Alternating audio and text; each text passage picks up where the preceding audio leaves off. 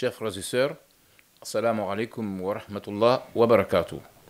La thématique que nous abordons aujourd'hui est la zakat el-filtre, le filtre de l'agrément de nos actes d'adoration du Ramadan. Le point de chute du Ramadan est la célébration de la fête de l'Aïd el-Fitr, marquée par l'office de la prière de 2 rakats et du sermon de l'imam. Mais avant cela, le croyant est appelé à accomplir un acte obligatoire de générosité à l'endroit des plus démunis de la société, en offrant une quantité donnée de la nourriture la plus consommée de sa contrée. En Côte d'Ivoire, il s'agit par exemple de 2,5 kg de riz par personne. Aujourd'hui, la jurisprudence islamique permet d'offrir à la place du riz son équivalent en numéraire.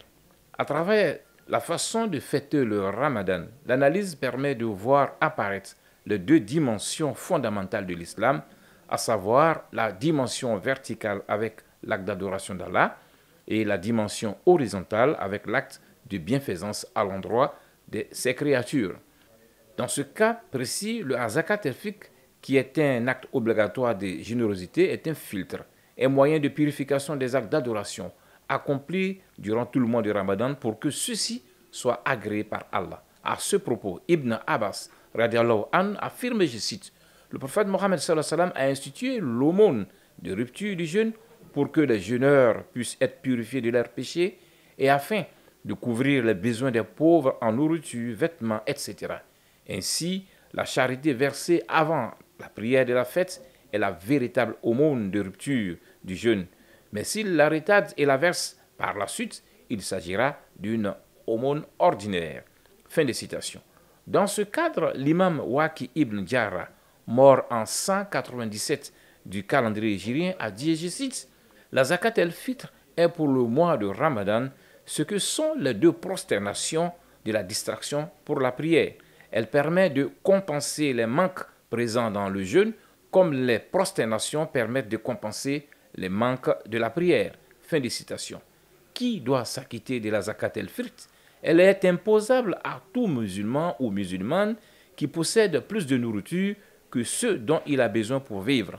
Cela signifie que, contrairement à la zakat, c'est un devoir pour tous les membres d'une famille de s'en acquitter. C'est pourquoi le chef ou la chef de famille est chargé de payer la zakat el-fitr pour les membres de sa famille, y compris pour le bébé d'un jour. En réalité, la zakat el-fitr est une belle illustration par laquelle Allah éduque le croyant à la générosité, au partage, à la solidarité, à l'entraide. Une belle façon de signifier au croyant qu'il n'a pas le droit d'être heureux seul, notamment en ce jour de réjouissance, et qu'obligation lui est faite d'être sensible à la situation des personnes moins favorisées que lui. Par ailleurs, si elle est bien collectée, la zakat el-fitr est un véritable instrument de solidarité, de cohésion sociale, de consolidation des liens de la Houma et de la Dawa. Aussi, les communautés autour des mosquées devraient-elles agir à mettre en place des services opérationnels dans ce sens en vue de bien collecter la zakat el-fitr et de la redistribuer à l'ensemble des ayants droit de la communauté. Qu'Allah nous facilite la mise en œuvre de ce projet. Amin. Ya Rab.